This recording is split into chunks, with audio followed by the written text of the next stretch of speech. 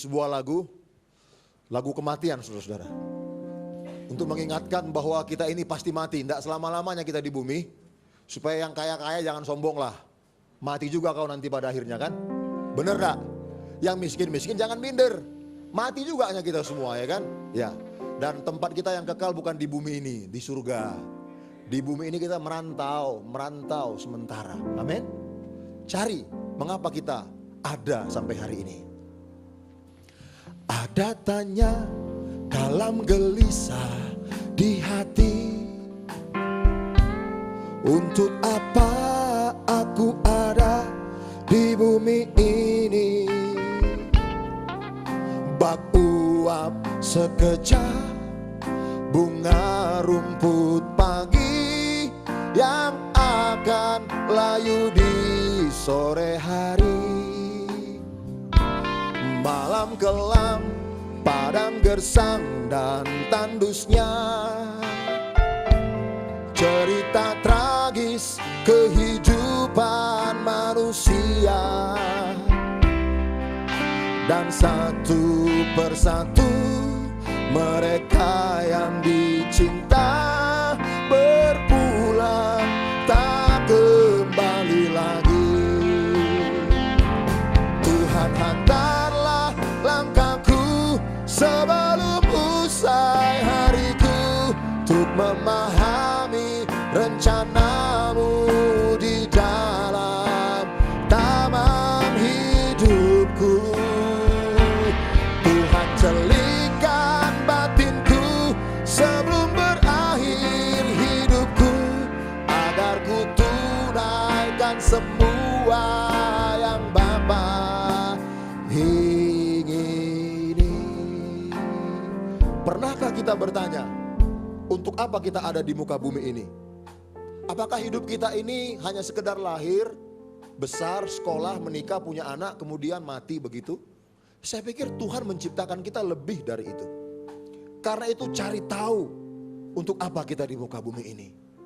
Atau pernahkah kita bertanya mengapa sampai hari ini kita masih hidup, sementara di sisi lain ada yang sudah mati? Yuk, hidup kita ini berarti loh. Hidup kita ini berarti. Biarlah sebelum kita mati, roh kita berpisah dari jasmani ini. Ada hasil yang kita perbuat untuk kemuliaan nama Tuhan. Amin. Mari nyanyi bersama-sama pujian ini.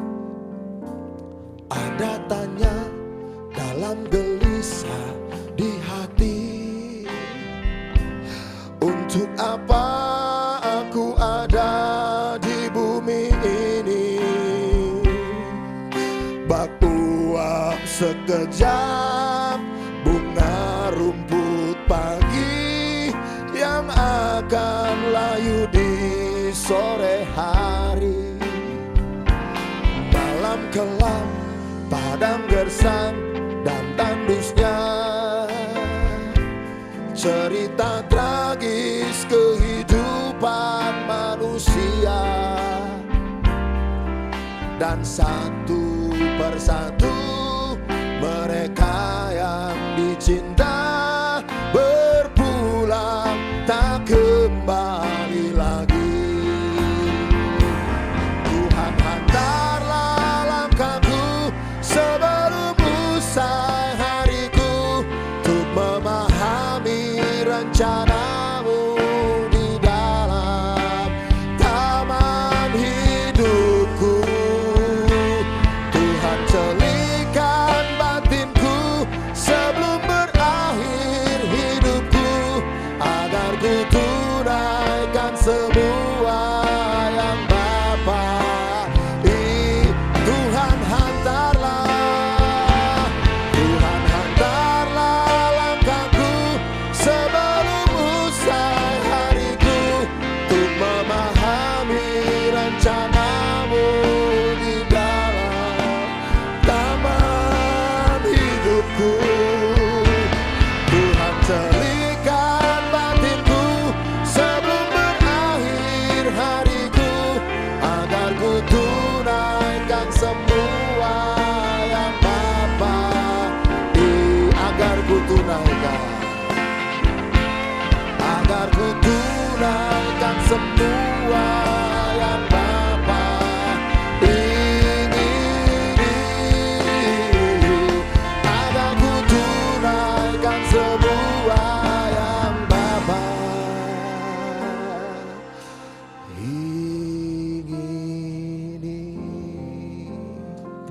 bagi Tuhan. Khotbah tadi pagi keringat, ini belum khotbah udah nangis duluan. Semua air keluar, air keringat dan air mata. Oke, makasih bro. Mari kita membuka Alkitab kita. Kalau ingat kematian ya nangis aja saudara ya. Rasanya kalau mati hari ini masuk surga enggak ya? Udah pasti sih. Tapi ada enggak upah yang dibawa ke surga kira-kira gitu. 2 Korintus pasal yang kelima, ayat yang pertama sampai ayat yang ke-10. 2 Korintus pasal yang kelima ayat yang pertama sampai ayat yang ke-10. Mari kita membuka Alkitab kita. Kalau Bapak Ibu sudah menemukan, saya akan membacakan bagi kita semua. Demikianlah firman Tuhan. 2 Korintus pasal 5 ayat 1 sampai ayat yang ke-10. Karena kami tahu bahwa jika kemah tempat kediaman kita di bumi ini dibongkar, Allah telah menyediakan suatu tempat kediaman di sorga bagi kita, suatu tempat kediaman yang kekal yang tidak dibuat oleh tangan manusia. Selama kita diam di kemah ini, kita mengeluh karena kita rindu mengenakan tempat kediaman sorgawi di atas tempat kediaman kita yang sekarang ini. Sebab dengan demikian kita berpakaian dan tidak kedapatan telanjang. Sebab selama masih diam di dalam kemah ini, kita mengeluh oleh beratnya tekanan karena kita mau mengenakan pakaian yang baru itu tanpa menanggalkan yang lama, supaya yang fana itu ditelan oleh hidup. Tetapi Allah lah yang justru mempersiapkan kita untuk hal itu dan yang mengaruniakan roh kepada kita sebagai jaminan segala sesuatu yang telah disediakan bagi kita. Maka oleh karena itu hati kami senantiasa tabah, meskipun kami sadar bahwa selama kami mendiami tubuh ini, kami masih jauh dari Tuhan. Sebab hidup kami ini adalah hidup karena percaya, bukan karena melihat. Tetapi hati kami tabah dan terlebih suka kami beralih dari tubuh ini untuk menetap pada Tuhan.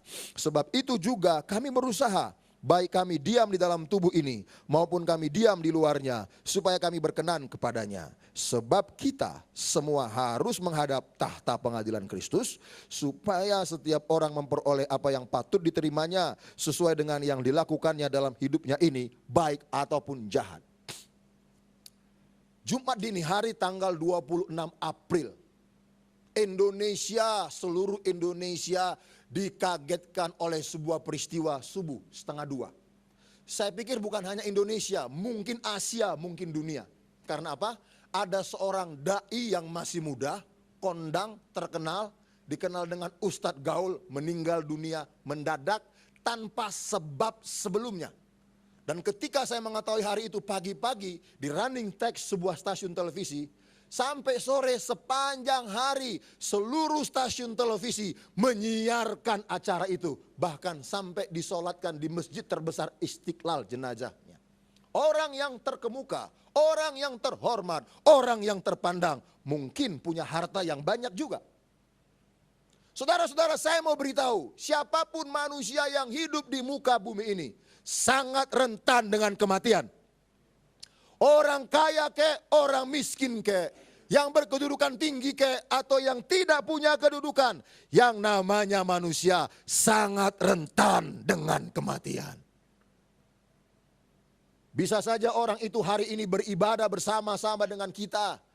Pulang ibadah kita tidak tahu apa yang terjadi. Kemudian di BB broadcast tersebar, si Anu meninggal dunia. Apa? Cius? Cius, karena apa? Kenapa kamu gak percaya? Barusan saja saya ibadah sama dia. Barusan saya makan siang sama dia. Kok ada berita begini? Ini yang saya mau katakan bahwa manusia itu sangat rentan dengan kematian.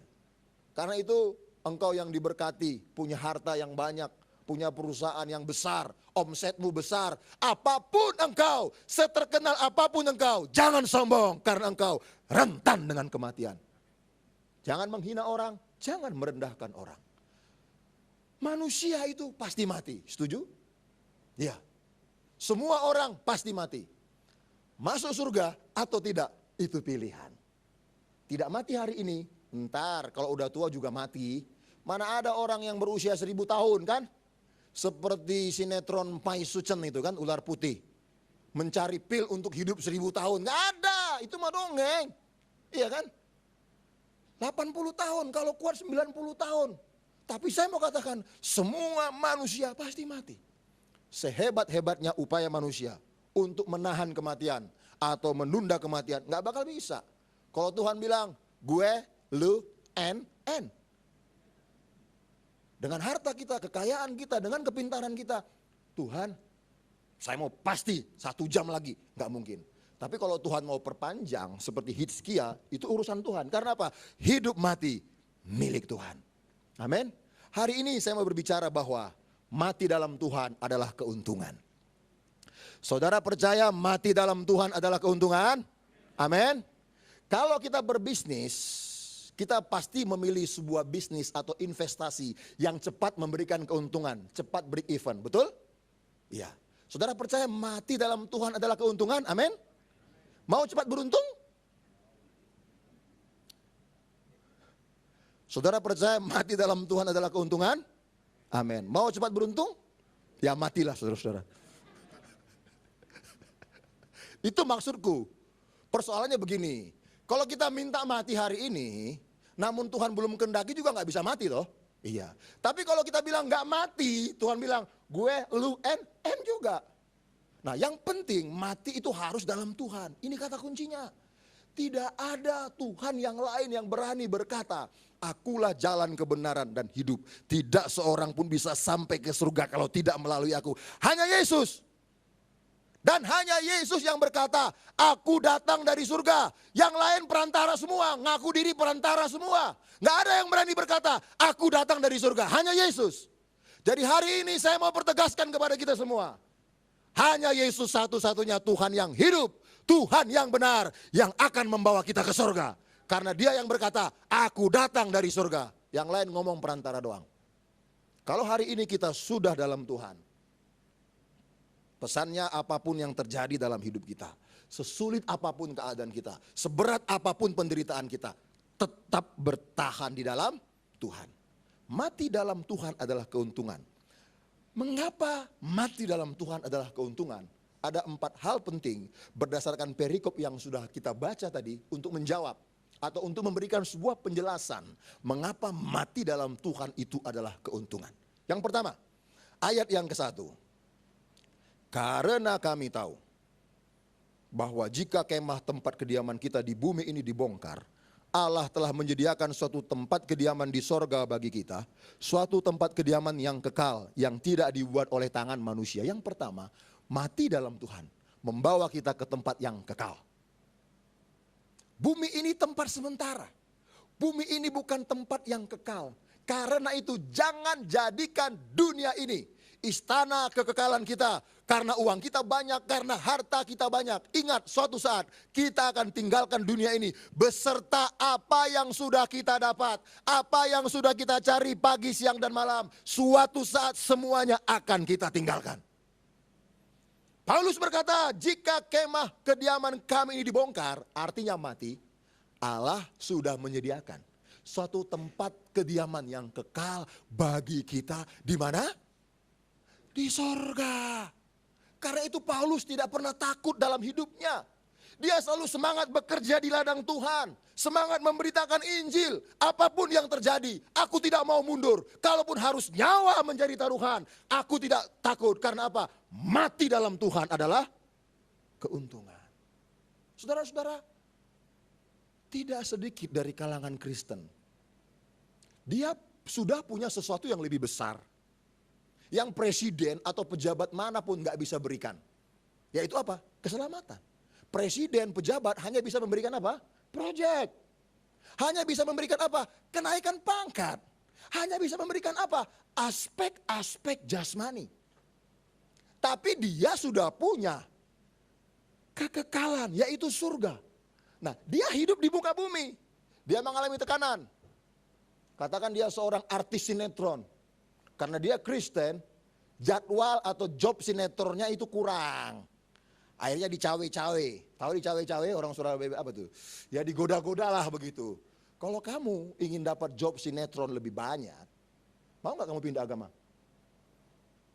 Karena orientasinya hanya jasmani, dia lupa Dia sudah punya tempat kediaman yang kekal di surga kapanpun dia mati. Karena orientasinya itu hanya jasmani. Akhirnya sesuatu yang berharga, yang sangat besar yaitu surga. Dengan gampang dia buang.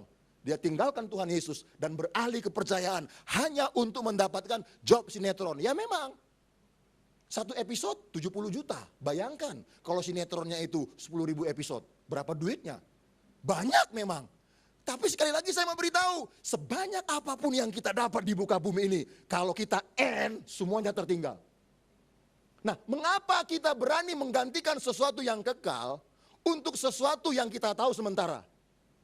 Orientasinya adalah apa? Jasmani. Hari ini saya mau beritahu saudara, bahwa kita ini adalah manusia roh dan manusia lahiriah. Hasiholan si haloho, yang sebenarnya bukan ini. Ini mah suatu saat akan mati. Nggak mati hari ini, ntar mati tua. Cuman aku minta sama Tuhan, janganlah mati muda Tuhan, mati tua lah aku. Cuman kan Tuhan kan pasti tanya, ngapain kau minta usia tua? Untuk apa ya? Langsung Tuhan bilang, udah mati aja lah kau. Karena apa? Minta umur panjang, Tuhan tanya untuk apa? Untuk apa ya? Ya gitu deh. Marah Tuhan, mati aja kau sekarang. Tapi kalau untuk apa? Untuk membuktikan bahwa Tuhan yang benar itu hanya Engkau. Untuk membuktikan tidak ada Tuhan yang lain selain Engkau Yesus Kristus. Makanya Tuhan bilang, jangankan 80 tahun, 90 tahun pun kuberi. Karena apa? Hidup kita ini berguna. Hidup kita orientasinya bukan dunia, orientasi ini sementara. Ingat, kita ini tubuh jasmani. Kejadian pasal 2 ayat 7 berkata, ketika Allah membentuk manusia, mendesain manusia, desainnya sudah sesuai dengan kehendak Tuhan, belum bisa hidup dia, masih tanah. Kemudian Allah menghembuskan nafas kehidupan. Baru dia hidup, baru bergerak, baru beraktivitas. Kita ini manusia roh. Jangan karena beratnya tekanan dunia, jangan karena kemiskinan, jangan karena kedudukan, jangan karena pangkat.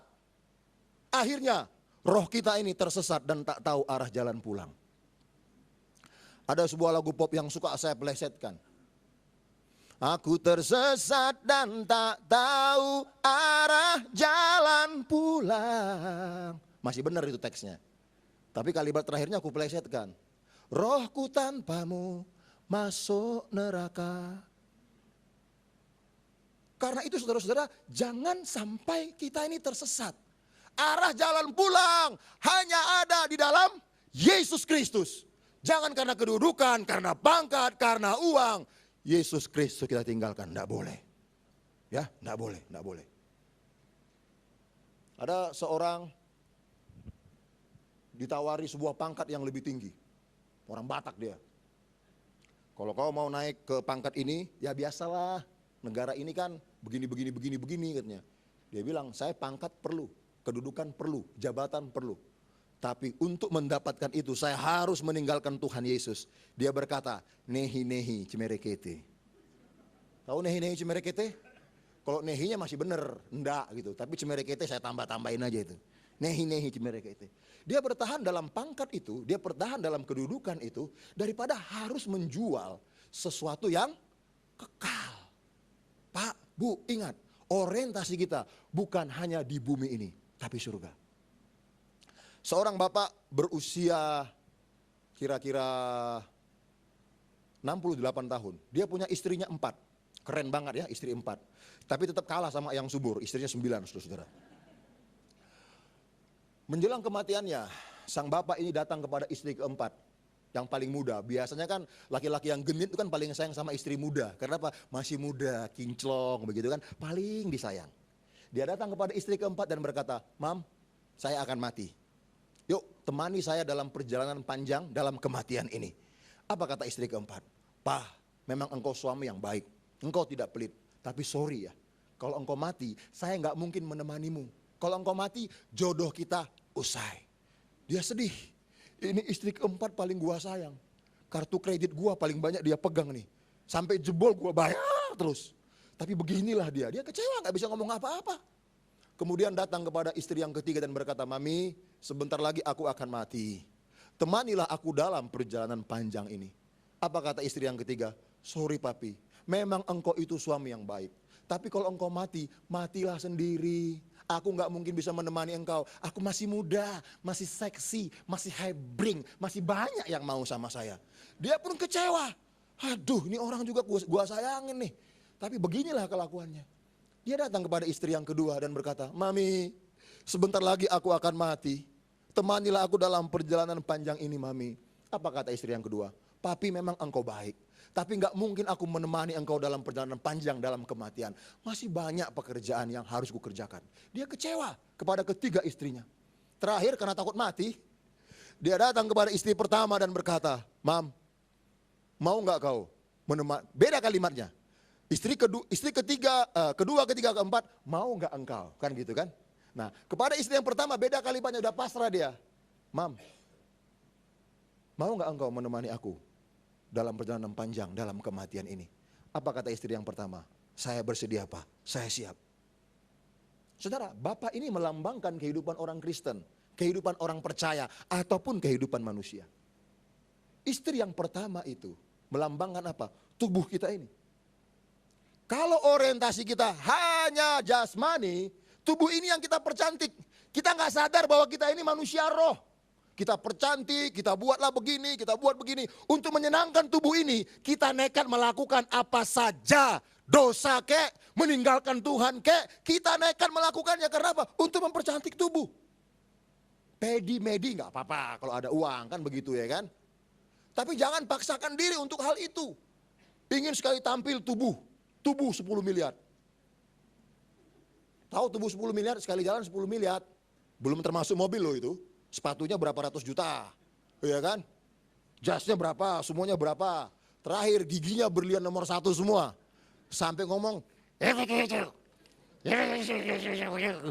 nggak jelas kalimatnya, tujuannya hanya untuk menunjukkan giginya yang terbuat dari berlian. Saudara, kalau kita mati, itu akan kita tinggalkan. Istri yang ketiga itu melambangkan apa? Istri yang ketiga itu melambangkan bahwa harta yang kita dapat di muka bumi ini, berapa banyak pun yang kita dapat, kalau kita mati itu akan kita tinggalkan. Makanya Salomo berkata, segala sesuatu di bawah kolong langit ini, di bawah matahari adalah kesia-siaan. Ya, ada orang yang berjeri lelah dari pagi kerja, pagi siang malam, dapat uang banyak, tiba-tiba dia mati. Siapa yang menikmati hartanya? Saudara pernah baca wanita terkaya Asia yang tinggal di Hong Kong, yang bernama Nina Wang? Itu wanita terkaya di Asia. Puluhan, 53 triliun rupiah diperkirakan uangnya. 53 triliun berapa itu ya? Banyak sekali. Nina Wang. Tapi ketika dia mati, apa yang terjadi? Semua uang yang dia kumpul, dia tumpuk sekian banyak, apa yang terjadi?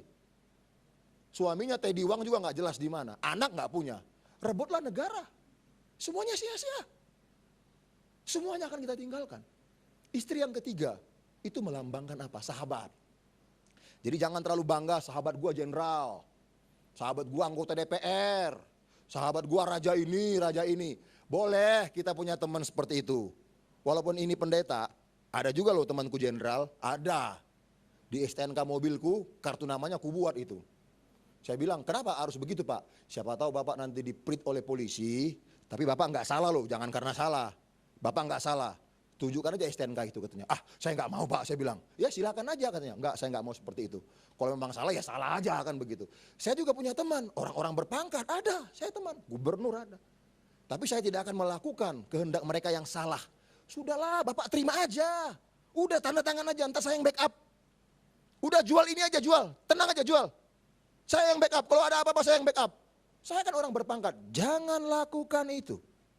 Semua sahabat akan kita tinggalkan kalau kita mati. Dan istri yang pertama itu melambangkan apa? Hati nurani. Hati nurani inilah yang akan menemani kita sampai kita mati. Iya. Inilah yang paling sering kita abaikan. Istri pertama inilah yang paling sering kita abaikan. Waktu kita ingin selingkuh, ingin berzina, sebetulnya hati nurani udah ngomong, jangan.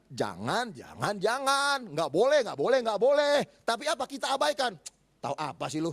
Udah saya kasih uang, diam aja lu, dasar perempuan. Waktu kita ini mau korupsi, sebetulnya hati nurani udah ngomong, jangan.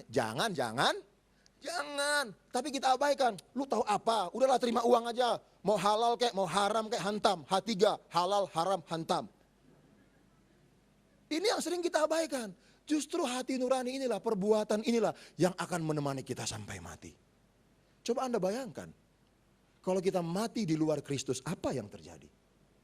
Kita tahu bahwa aset, kekayaan, kedudukan, pangkat, semuanya akan kita tinggalkan. Jadi pesannya hari ini, seberat apapun keadaan kita, secara jasmani, jangan pernah tinggalkan Tuhan. Matilah dalam Tuhan. Karena mati dalam Tuhan itu keuntungan, akan membawa kita ke tempat yang kekal. Yang kedua, ayat yang kedua sampai ayat yang kelima. Selama kita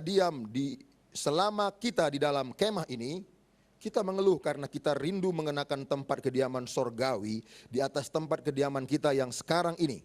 Sebab dengan demikian kita berpakaian dan tidak kedapatan telanjang.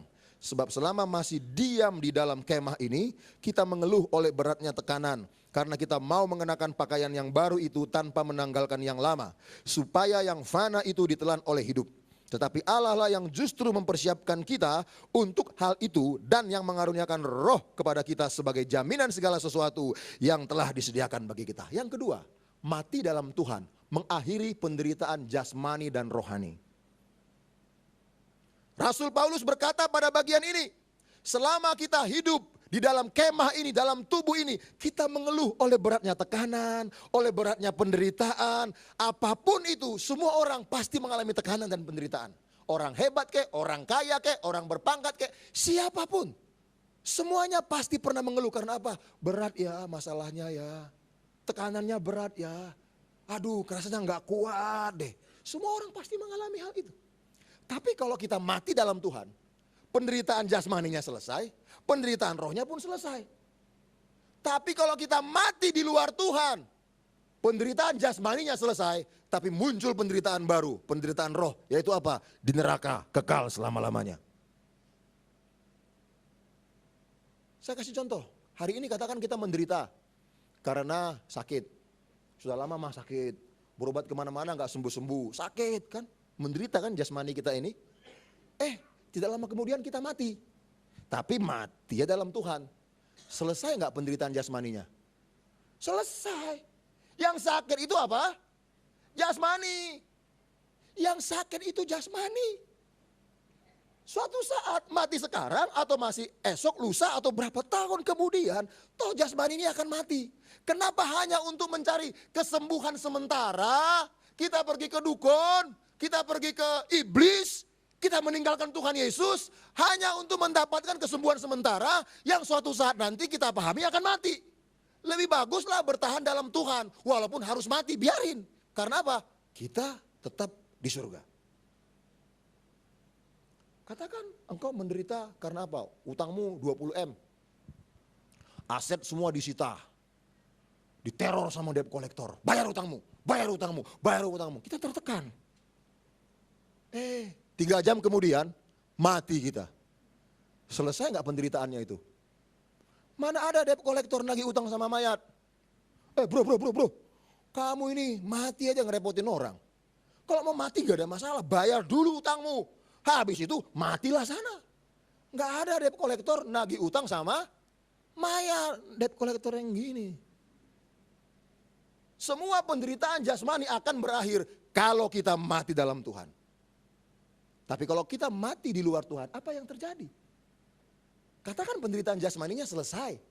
Tapi dia mengalami penderitaan yang kekal selama-lamanya. Karena apa? Dia disiksa di api neraka.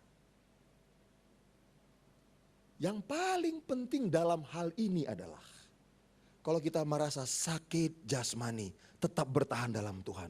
Yang penting jangan roh kita itu sakit. Kalau roh kita itu sakit, bahaya. Sila ke-12. Kalau jasmani kita ini sakit, tapi roh kita sehat, gak ada masalah. Karena kita paham suatu saat jasmani ini akan mati, itu aja. Tapi roh kita berangkatlah ke surga. Jadi semua manusia, semua siapapun orang yang tinggal di muka bumi ini, dia pasti mengalami keluhan, pasti mengalami penderitaan. Cuman penderitaannya beda-beda. Ya, kalau penderitaan Paulus ini menurutku luar biasa. Keluhan Paulus ini luar biasa. Sejak Paulus bertobat dalam Kisah Rasul pasal yang ke-7, kemudian dia menulis 13 surat dalam perjanjian baru, tidak satu kali pun Paulus pernah mengeluh tentang apa? Tentang jasmaninya, tentang kurang uang, kurang berkat, tentang sakit penyakit, enggak. Paulus punya pergumulan cuma satu, apa itu? Pergumulan roh. Rohnya itu sehat. Dia selalu bergumul untuk apa? Bagaimana caranya supaya Injil diberitakan? Bagaimana caranya supaya sebanyak-banyak orang percaya kepada Tuhan Yesus. Dan luar biasa, walaupun Paulus hidup di muka bumi, orientasinya Rasul Paulus adalah apa? Surga. Beda sama umat-umat perjanjian lama mah beda. Umat perjanjian lama itu orientasinya adalah jasmani. Ya, doa Yabes, ya kan? Berkati aku Tuhan berlimpah-limpah. Perluas wilayah kekuasaanku. Jadikan aku besar. Doanya Daud. Doa semua orang perjanjian lama, orientasinya itu pada apa? Berkat-berkat jasmani. Apakah itu salah? Enggak, karena Alkitab juga mengajarkan. Tapi karena kita ini hidup telah melampaui zaman awal dan hidup dalam era perjanjian baru, kita harus mampu mengkombinasi kedua hal ini. Kita bergumul untuk hal jasmani, monggo. Tapi pernahkah kita bergumul untuk hal roh? Seperti Paulus bergumul. Pernahkah kita berdoa terisak-isak untuk keselamatan jiwa? Tuhan, tolonglah tetanggaku Tuhan. Si Aceng namanya, tapi bukan Aceng Fikri. Dia belum kenal Tuhan. Selamatkanlah dia Tuhan. Pernahkah Anda bergumul dalam roh Anda untuk keselamatan jiwa orang? Sampai engkau terisak-isak nangis. Jangan-jangan engkau berpikir, ngapain Pak? Si Aceng mah kenal juga enggak, family bukan. Dia mau masuk neraka kek, mau masuk surga, enggak masalah buat gue. Enggak boleh begitu. Itulah yang disebut dengan apa? Pergumulan roh. Nah, Paulus bergumul untuk hal itu. Pernahkah Anda berpikir, saya bekerja, saya berbisnis. Rumah tanggaku udah bagus, udah beres. Uang udah cukup deh pokoknya. Anda berjuang lagi bekerja berbisnis. Untuk apa? Untuk mensupport pekerjaan misi, pekerjaan Injil. Kadang-kadang Anda keliling Indonesia, masuk ke pedalaman. Untuk apa? Untuk memberitakan Injil. Selain memberitakan Injil, karena engkau diberkati, engkau bawa duitmu ke sana, bangun sekolah, dan segala macam. Engkau bawa jasmanimu ini menuruti kehendak roh. Pernahkah kita bergumul akan hal itu? Kalau orientasi kita hanya jasmani, maka hal semacam itu tidak akan kita lakukan. Tapi kalau kita sadar, kita ini juga manusia roh. Saya percaya, kita bergumul untuk jasmani kita, tapi kita juga bergumul untuk apa? Roh. Keinginan jasmani rata-rata sama lah ya. Ingin kaya, betul? Ingin punya uang banyak, betul? Siapapun orang di muka bumi, keinginan jasmaninya pasti itu. Kalau di Eropa, keinginan anak-anak muda itu ingin jadi pemain bola. Sebab ketika dia sudah terkenal, uangnya nggak kehitung, banyak banget. Bayangin, satu minggu gajinya berapa? $250.000 satu minggu loh itu. Kalau dirupiahkan berapa? Jadi umum, rata-rata keinginan orang itu secara jasmani adalah supaya nyaman. Apakah ini salah? Enggak. Mengingat kita ini juga manusia roh. Apakah Anda tahu apa yang menjadi kehendak manusia roh itu? Salah satunya, supaya orang percaya kepada Tuhan. Karena apa? Roh kita ini tahu. Kalau orang mati di luar Tuhan, itu pasti neraka. Kalau mati dalam Tuhan, itu pasti surga. Makanya roh ini ingin sebetulnya jasmani kita ini bergerak untuk apa? Memberitakan Injil. Supaya orang diselamatkan. Tadi worship leader bilang, 20 hari ini disuruh untuk apa? Apa tadi katanya? Doa keliling, apa segala macam. Ayo ikut. Karena apa? Itu kesempatan bagi kita untuk memberitakan Injil. Itu salah satu apa? Kehendak roh. Menekan keinginan daging untuk apa? Memenuhi keinginan roh. Karena kita ini juga manusia roh. Mati dalam Tuhan akan mengakhiri penderitaan jasmani, juga penderitaan roh. Seorang bapak tahun 2008 lebih kurang mengalami kerugian 150 miliar. Banyak ya? Banyak. Setelah dihitung total-total semua, asetnya tidak cukup. Dan disita semua aset. Rumah disita, semuanya disita. Pokoknya yang dijaminkan ke bank semuanya habis, semuanya disita semua oleh bank. Dan karena mengalami tekanan yang begitu berat, dia pun sakit, komplikasi. Tinggal di rumah yang sangat sederhana, gak punya apa-apa lagi. Dia punya 3 orang anak. Anak yang kedua, anak yang ketiga nangis terus tiap hari. Aduh papi nangis terus. Tapi anak pertama itu tenang. Nah 3 hari sebelum sang papi meninggal, anak yang kedua, anak yang ketiga berbincang-bincang dengan sang papi. Tidak tahu apa yang dibicarakan. Berbincang-bincang. Setelah itu selesai. Setelah berbincang-bincang itu, anak yang kedua, anak yang ketiga sedikit terhibur. Tidak terlalu sedih seperti hari-hari sebelumnya. Akhirnya mereka tidak bersama-sama dengan papi, mereka jalan. Tapi malam menjelang kematian, saat anak kedua, anak ketiga nggak ada di situ, hanya bersama-sama dengan anak yang pertama, tidak tahu apa yang dibincang-bincangkan, berbisik-bisik dan segala macam. Dan malam itu meninggallah si bapak. Ketika meninggal si bapak, anak kedua, anak ketiga ditelepon, papi sudah meninggal. Mereka pulang cepat-cepat, nangis, papi, nangis. Tapi anak yang pertama senyum, tenang, tidak nangis seperti anak kedua dan anak ketiga. Ketika jenazah sudah dikuburkan, ada acara keluarga, omnya mereka bertanya kepada anak yang kedua, anak yang ketiga, waktu papi meninggal kalian sedih banget ya? Iya, kayaknya kalian tuh sayang banget ya sama papi. Bukan gitu om, katanya. Kenapa bukan gitu? Berarti nangis kalian palsu dong. Kami nangis bukan karena papi meninggal. Kami tahu papi pasti meninggal. Karena apa? Sakitnya komplikasi. Terus kalian nangis terisak-isak itu karena apa? Gini om, 3 hari yang lalu papi itu ngomong. Papi punya sebidang tanah yang diperkirakan 1,1 miliar. Yang tidak dijaminkan ke bank. Itu katanya mau dikasih ke aku, kata anak nomor 2. Oh, anak nomor 3, papi punya sebuah rumah yang berukuran 800 meter. Kalau dijual itu bisa 800 juta. Dan tidak dijaminkan ke bank, nggak disita. Papi bilang itu akan menjadi milikku. Terus. Sekarang papi sudah meninggal. Kami tidak tahu di mana tanahnya. Dan tidak tahu di mana rumahnya. Bayangin geblek anak model begitu tuh. Menjelang papinya mati yang dibikin harta mulu. Dia takut masa depannya itu bagaimana. Takut. Tapi omnya bertanya kepada anak yang pertama. Kamu kayaknya senyum-senyum. Nggak nangis. Apa kamu nggak sedih? Berpisah dengan papi, secara jasmani saya sedih. Tapi hari ini saya bangga, saya bersyukur. Mengapa? Karena hari ini papi sudah ada di surga. Dari mana kamu tahu? Papamu bukan di dalam Yesus. Gini om, menjelang kematian malam itu, saya bincang sama papi lama sekali. Saya katakan kepada papi di telinganya, papi, kalau papi mati, papi tahu nggak ke surga apa ke neraka? Nggak tahu. Papi mau ke surga? Mau. Papi tahu jalannya? Enggak. Dan hari itu, malam itu, si papi dituntun terima Tuhan Yesus oleh anak yang pertama. Sampai terisak-isak menangis dia. Dan malam itu sebelum mati, sang papi terima Tuhan Yesus. Jadi hari ini, ngapain saya sedih? Karena saya tahu, papi mati dalam Tuhan. Dia sudah ada di surga. Masalah saya miskin, gak punya apa-apa, itu mau nomor 100. Kalau Tuhan berkenan, saya bisa lebih kaya dari papi. Itu kebenaran. Lah ini anak kedua, anak ketiga, papi udah mau meninggal, ribut aja. Mana tanahnya papi, mana rumahnya papi. Inilah orientasi orang yang hanya di dunia.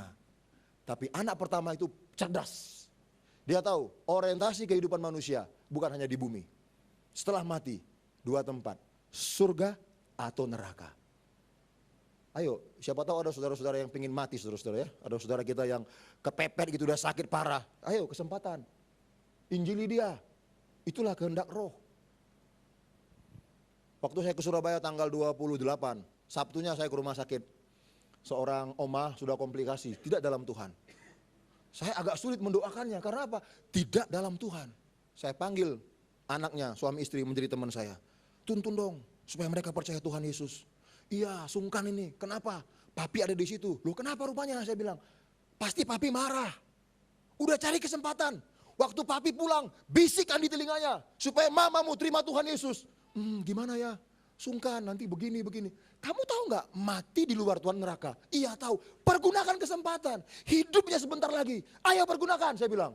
Iya, nanti kalau papi pulang, saya akan cerita. Iya loh. Jadi saya berdoa. Saya berdoa hanya minta satu aja. Saya tidak minta kesembuhan, minta satu. Tuhan, saya bilang di depan orang sakit itu. Jangan ambil nyawanya sebelum dia menerima engkau sebagai Tuhan dan Juru Selamat. Beberapa hari setelah saya pulang, saya telepon. Sudah disampaikan belum? Iya Pak. Bagaimana Mami? Mau? Puji Tuhan saya bilang. Orang mau mati pasti mau lah. Iya kan? Udah sekarat. Pasti mau. Persoalannya kita yang hidup ini mau nggak melakukan itu. Nah, kalau orientasi kita hanya di dunia, kita akan cuek.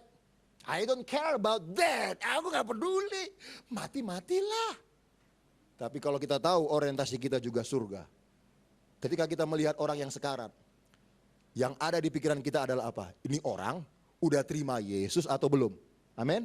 Yuk kita sepakat akan hal itu. Mau? Iya. Kalau ada keluarga yang sudah sekarat, pikirkan. Ini udah terima Yesus atau belum? Kalau sudah, udah tenang aja lah. Mau mati hari ini kek, mau mati lusa kek, mau mati esok kek, gak ada urusan. Yang penting sudah di dalam Tuhan. Yang ketiga, mengapa mati dalam Tuhan disebut keuntungan? Ayat 6 sampai ayat yang ke-9. Maka oleh karena itu hati kami senantiasa tabah. Meskipun kami sadar bahwa selama kami mendiami tubuh ini, kami masih jauh dari Tuhan. Sebab hidup kami ini adalah hidup karena percaya, bukan karena melihat. Tetapi hati kami tabah dan terlebih suka kami beralih dari tubuh ini untuk menetap pada Tuhan. Sebab itu juga kami berusaha, baik kami diam di dalam tubuh ini maupun kami diam di luarnya, supaya kami berkenan kepadanya. Perhatikan ada kalimat yang berkata, selama kami hidup di muka bumi ini, kami jauh dari Tuhan, sebab hidup kami hidup karena percaya, bukan karena melihat. Yang ketiga, kematian dalam Tuhan membawa kita melihat apa yang kita percayai sekarang. Sekali lagi, kematian dalam Tuhan membawa kita melihat apa yang kita percayai sekarang. Paulus berkata, hidup ini karena percaya, bukan karena melihat.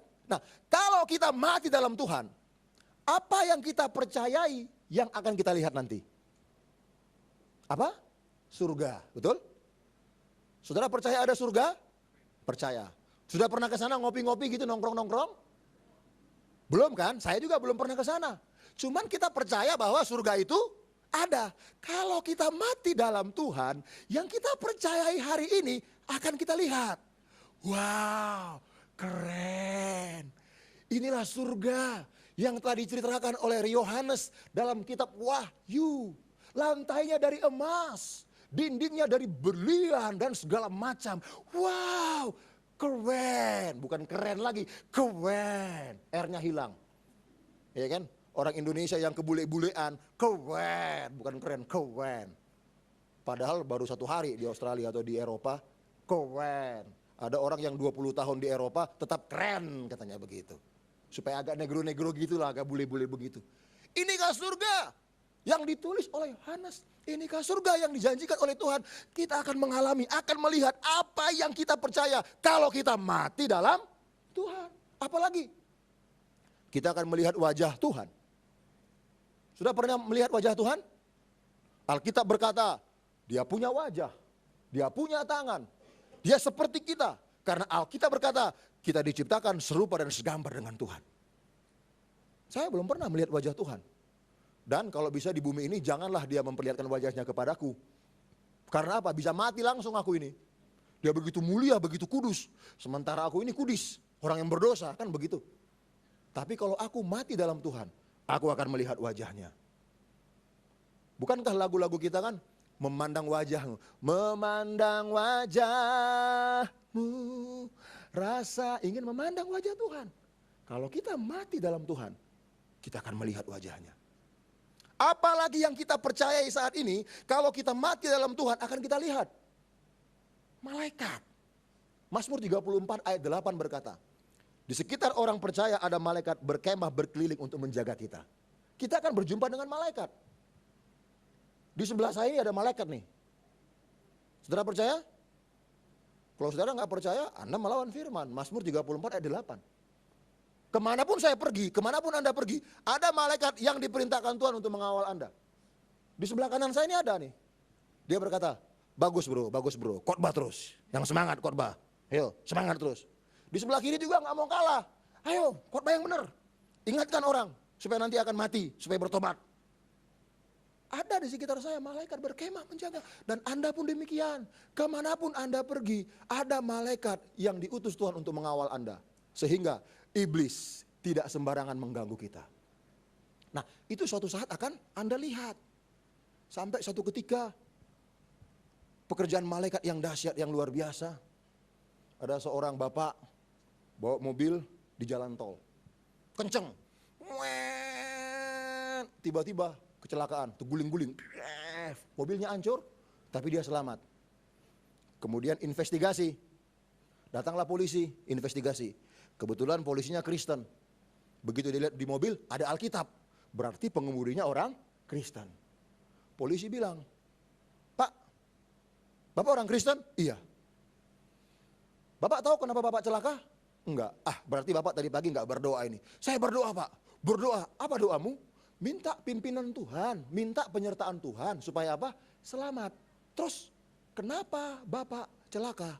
"Aku pun enggak tahu," katanya. Polisi ini kan punya analis yang sangat kuat. Ini pasti karena apa? Kecepatan tinggi. Kecelakaannya begini parah. "Saya tahu, Pak. Kenapa Bapak celaka saya tahu. Walaupun Bapak sudah berdoa tadi pagi saya tahu." "Kenapa begitu?" "Di sini, Pak, di jalan tol ini, kecepatan malaikat larinya itu hanya maksimum 100 km per jam. Menurut analisa saya, mobil Bapak ini kecepatannya 130 meter per jam. Jadi walaupun Bapak sudah berdoa, mohon dijaga oleh malaikat Tuhan, karena di sini kecepatan malaikat itu cuma 100 km per jam, sementara kecepatan Bapak itu 130 meter per jam, malaikat tertinggal di belakang."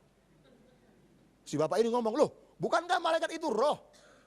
Kecepatannya nggak terbatas." "Betul, tapi malaikat itu taat pada aturan. Sudah ada jelas ditulis maksimum 100 km per jam. Bapak ngotot aja." Jadi malaikat itu pun taat pada aturan. Maksud saya, kalau kita taat pada aturan Tuhan, malaikat pun akan mengawal kita. Nah, malaikat itu akan kita lihat nanti. Percayalah akan hal itu. Amin. Bagaimana kita akan berbincang-bincang dengan malaikat? Kita akan berkata-kata dengan malaikat. Itu yang terjadi kalau apa? Kita mati di dalam Tuhan. Kita akan melihat apa yang kita percayai. Kita belum pernah bertemu dengan Daud, belum bertemu dengan Petrus, belum pernah bertemu dengan siapa-siapa. Kalau kita mati dalam Tuhan, kita akan berjumpa dengan mereka. Inilah orang-orang pertama yang setia kepada Tuhan. Orang-orang di awal zaman yang sering kita khotbahkan, yang sering kita ceritakan, yang sering kita saksikan. Kita akan berjumpa dengan mereka kalau kita mati dalam Tuhan. Tapi orang yang mati di luar Tuhan, dia tidak akan melihat yang tidak dia percayai dan melihat apa yang tidak dia percayai. Sekali lagi, orang yang mati di luar Tuhan, dia tidak akan melihat yang tidak dia percayai dan melihat apa yang tidak dia percayai. Apa yang tidak dia lihat yang tidak percaya? Surga. Nggak ada itu surga, nggak benar tuh. Selama hidup di bumi, nggak ada surga. Itu mah pendeta bisa-bisa aja nakut-nakutin supaya apa? Kita kasih persembahan gede. Dasar pendeta, dia bilang begitu. Dia nggak percaya ada surga. Ketika dia mati, yang tidak dia percayai, tidak dia lihat. Contoh dalam Lukas pasal 16 toh. Lazarus si miskin, Bapak Abraham, dan orang kaya yang tidak takut Tuhan. Perhatikan kalimat saya ya, jangan berhenti pada orang kaya. Harus ada orang kaya yang tidak takut Tuhan. Banyak orang kaya yang takut Tuhan. Kebetulan konteksnya orang kaya yang tidak takut Tuhan. Dia nggak percaya ada surga. Nggak peduli tentang firman Tuhan. Ketika dia mati apa yang terjadi? Lazarus di surga di pangkuan Abraham. Kemudian dia di neraka mengalami siksaan. Aduh, tersiksalah dia. Dan dia memohon kepada Bapak Abraham. "Bapak Abraham, tolonglah. Suruhlah si Lazarus itu atau siapapun yang ada dari situ datang ke rumahku. Masih ada anakku, masih ada adikku. Supaya mereka percaya kepada pemberitaan." Dia menyesal. Menyesal kenapa? Bahwa dia selama ini tidak percaya surga itu ada. Dan yang kedua, dia akan melihat yang tidak dia percayai. Selama di bumi dia tidak percaya ada surga, ada neraka. Nggak betul itu, nggak ada neraka, nakut-nakutin aja itu. Ketika dia mati, dia melihat yang tidak dia percayai, yaitu apa? Neraka. Karena itu saudara-saudara, banyak hal misteri yang tidak kita pahami sampai hari ini. Tapi kalau kita mati dalam Tuhan, Tuhan akan menyingkapkan semua itu. Dan kita akan paham tentang semuanya itu. Amin. Hal yang ketiga, mati dalam Tuhan membawa kita melihat apa yang kita percayai sekarang. Dan yang keempat, yang terakhir, ayat yang ke-10. Sebab kita semua harus menghadap tahta pengadilan Kristus, supaya setiap orang memperoleh apa yang patut diterimanya sesuai dengan yang dilakukannya dalam hidupnya ini, baik ataupun jahat. Yang keempat, mati dalam Tuhan membawa kita untuk menerima upah. Ada upah yang Tuhan siapkan bagi orang yang bukan hanya sekedar mati dalam Tuhan, tapi dia mau bekerja untuk Tuhan. Semua orang akan menghadap tahta pengadilan Kristus. Orang yang tidak percaya diadili untuk apa? Dihukum. Orang yang di luar Tuhan diadili untuk menerima hukuman. Tapi orang yang percaya kepada Tuhan, dia diadili bukan lagi untuk dihukum, tapi untuk apa? Mendapatkan upah, mendapatkan mahkota. Seandainya hari ini kita mati, kira-kira adakah upah atau mahkota yang kita dapat? Tanya dalam hati kita. Ini seandainya kita mati hari ini nih, kira-kira ada mahkota enggak yang kita dapatkan kalau kita pulang hari ini ke surga? Beda dengan Paulus. Paulus berkata menjelang kematiannya, aku telah mengakhiri pertandingan yang baik. Sekarang telah tersedia bagiku apa? Mahkota kemuliaan. Bukan hanya untukku saja, tapi untuk semua orang yang mau hidup sesuai dengan kehendak Tuhan. Kalau hari ini kita mati, kita ke surga, kalau kita sadar bahwa kita tidak ada upah, nggak ada mahkota. Karena kita tidak peduli akan pekerjaan Tuhan. Kita hidup hanya untuk diri sendiri. Walaupun ke gereja, walaupun ini kita nggak pernah berdoa untuk jiwa, nggak pernah menginjil, nggak pernah bersaksi. Kalau kita tahu akan hal itu, kita pulang hari ini tidak ada upah, tidak ada mahkota. Mbok ya sadar, lakukan sesuatu. Bagaimana caranya? Supaya ada jiwa yang kita menangkan. Coba Anda bayangkan, berapa lama kita hidup di muka bumi ini? Sudahkah kita memenangkan satu jiwa? Ya. Apa yang kita kerjakan untuk kerajaan surga selama kita tinggal di muka bumi ini, itulah yang akan menentukan upah kita nanti di surga. Kalau kita belum berbuat, Pak, Bu, masih ada kesempatan. Yuk, kita berbuat. Kita hidup di muka bumi ini, kita merantau di muka bumi ini lebih lama dari Bang Toyib kan. Bang Toyib cuma 3 tahun kan. 3 kali puasa, 3 kali lebaran. 3 tahun dia merantau. Kita lebih dari Bang Toyib merantau di muka bumi ini puluhan tahun. Masa pulang ke surga kosong, gak bawa apa-apa? Ayo. Hidup kita ini tidak hanya sekedar lahir, besar, sekolah, kuliah, bekerja, merit, dapat anak, mati. Tidak hanya seperti itu. Maaf ya, bisa gak saya minta maaf? Kalau hanya itu pilihan hidup kita, maaf loh, gak ada ubahnya kita seperti hewan. Ya, karena hewan pun seperti itu. Hewan juga tahu menyediakan yang terbaik untuk anak-anaknya. Segalak-galaknya singa. Saya udah minta maaf dulu loh, jangan tersinggung. Udah minta maaf kan? Ya. Tobuji. Tapi saya harus menjelaskan itu. Kalau kita hidup hanya seperti itu, tidak ada ubahnya kita ini seperti apa? Hewan. Kita ini makhluk mulia, lebih mulia daripada hewan. Jadi jangan hidup numpang lewat. Lahir, sekolah, kuliah, kerja, merit, punya anak, enggak seperti itu. Ada rencana Tuhan yang indah atas hidup kita. Yaitu apa? Memenangkan jiwa sebelum kita kembali ke surga. Ayo, bergerak. Ikut komsel, ikut apa kayak namanya, ikut som atau apa kayak namanya di gereja. Supaya Anda diajar. Jangan langsung berpikir, ya masalah gua aja berat. Boro-boro mau melayani orang. Itu bukan konsep kita. Boleh masalah berat, boleh persoalan berat. Tapi urusan roh memenangkan jiwa juga harus kita kerjakan bersama-sama. Ini tahun ke-8 bagi saya melayani sebuah suku. Saya ini mendirikan sebuah yayasan. Ada suku Talang Mama di pedalaman Provinsi Riau. Dari kota Pekanbaru itu 320 kilo. Animis, tidak percaya Tuhan, tinggal di hutan. Ini tahun ke-8. 8 tahun yang lalu saya masuk ke sana. Berat penderitaan yang saya alami. Ya, untuk memenuhi kebutuhan hidup saya, sarjana teologi loh ini dulu. Udah pimpin pujian kemana-mana, udah khotbah juga kemana-mana. Karena memang saya tahu, apa sih tujuan hidup ini? Bak uap sekejap, bunga rumput pagi yang akan layu di sore hari. Itulah hidup manusia. Tanpa Tuhan seperti itu, pagi bunga itu merekah, sore udah layu. Tuang. Tapi kalau dalam Tuhan, hidup kita pasti berguna. Saya merenung lama. Apa ya tujuan hidupku di muka bumi ini ya? Aku pergi mesong ke rumah duka, ada yang mati. kok belum mati aku hari ini ya? Aku pergi ke sana, ada yang sakit. Apa sih tujuan hidup ini? Mengapa aku ada di muka bumi ini? Itu tanda tanya. Sudah melayani saya, jadi nggak mau hanya sekedar melayani. Itu pemikiranku. Dan akhirnya aku ambil kesimpulan, saya harus memenangkan jiwa. Bukan hanya sekedar berkhotbah. Saya masuk ke suku pedalaman itu. Saya buat sekolah gratis, saya dirikan sekolah gratis. Saya ajar mereka pendidikan. Saya cerdaskan mereka. Puji Tuhan. Dari nol nggak ada apa-apa. Sekarang sudah menetap 11 orang guru, 87 anak didik. Semuanya dalam Tuhan sudah percaya. Dulu enggak, baca aja nggak bisa. Sekarang sudah kebaktian, sudah Natal. Dan saya mau bertahan di sana sampai tahun 2020. Sampai angkatan pertama ini, sarjana, baru saya lepas. Tapi tidak sampai di situ, saya punya obsesi. Mimpiku ini gede, mimpi gratis kan gede kan? Ya mimpi gratis kan? Udah mimpi yang gede aja sekali. Nanti kalau udah lulus sarjana, tahun 2021 saya akan bikin film nasional. Model-model Laskar Pelangi begitu kan, true story. Ya, kalau ada yang pengen jadi guru nanti boleh juga lah dalam film itu. Ya obsesi kan nggak apa-apa, untuk kemuliaan nama Tuhan. Itulah harapanku. Penderitaannya berat awalnya iya. Kadang-kadang nggak punya uang.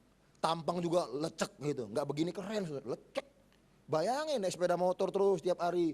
Begitu jalan di tengah hutan tiba-tiba berdiri ular. Begitu jalan di sana ada siamang namanya, kera gede. Jangan coba-coba kita jalan sendiri pas ada dia, kita bisa diterkam sama dia. Tapi kalau rame-rame dia takut. Berat penderitaan. Sampai satu ketika tengah malam saya berdoa, saya menyembah Tuhan di sekolah. Gelap, gak ada listrik tempat kami.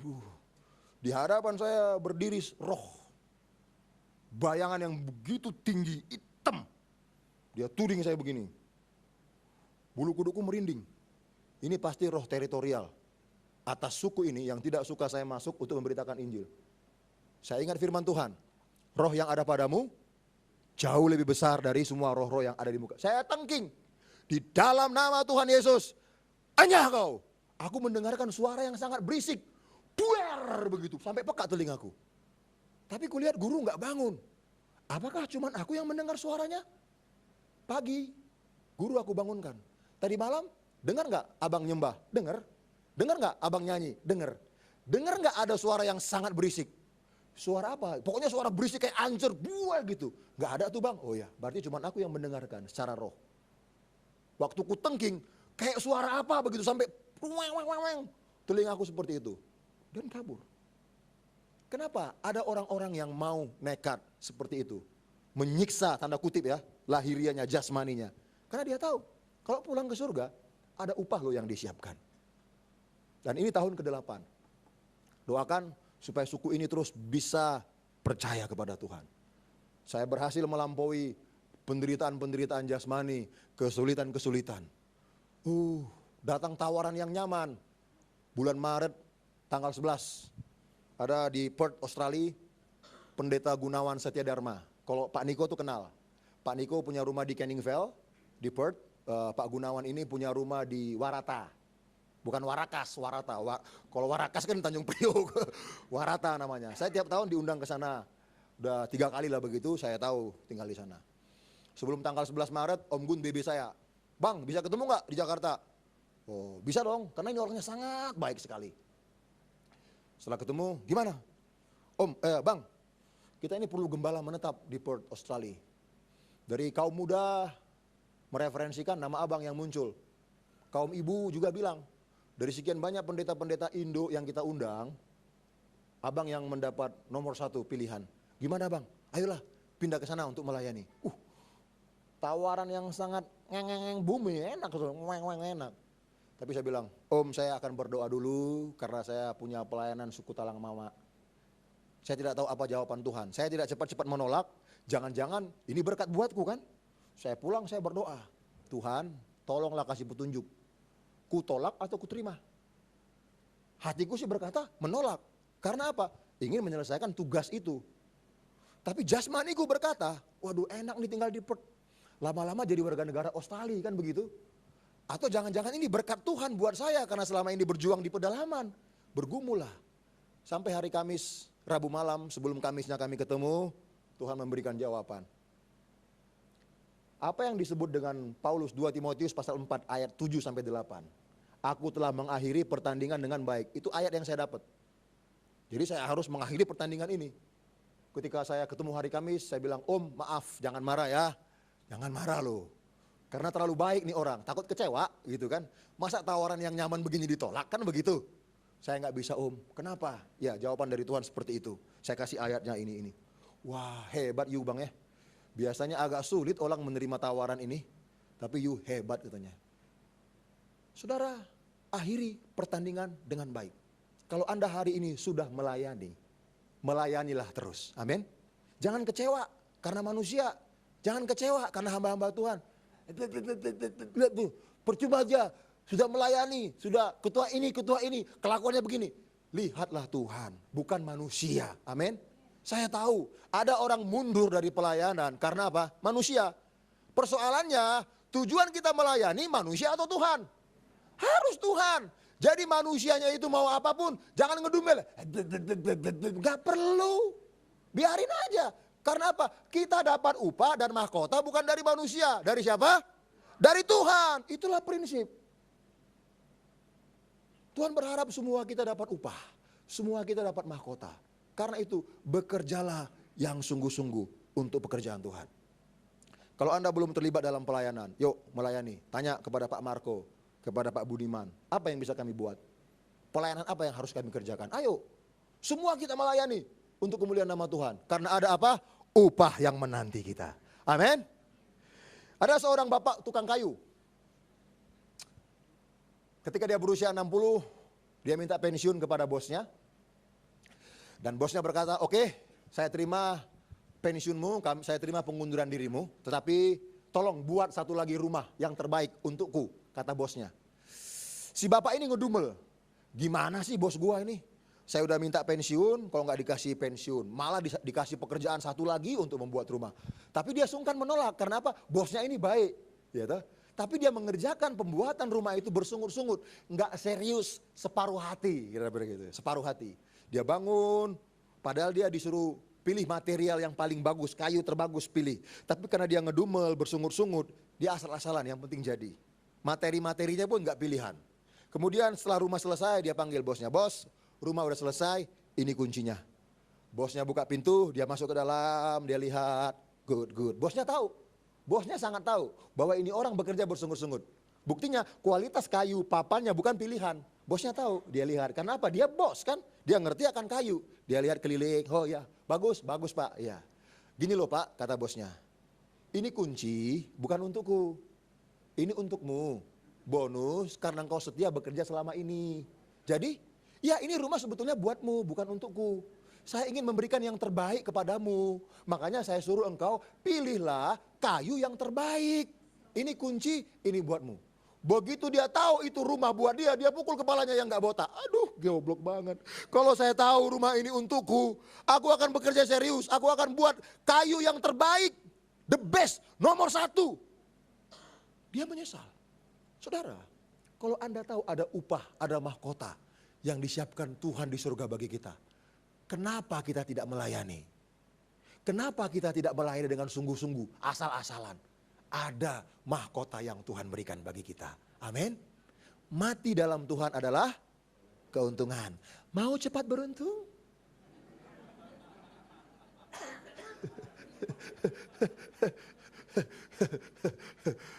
Ya mati kan begitu kan, tapi mati dalam Tuhan. Tenanglah, kalau dalam Tuhan gak usah takut. Ada 4 alasan mengapa mati dalam Tuhan adalah keuntungan. Yang pertama apa? Lupa, bagus saudara ya, bagus sekali.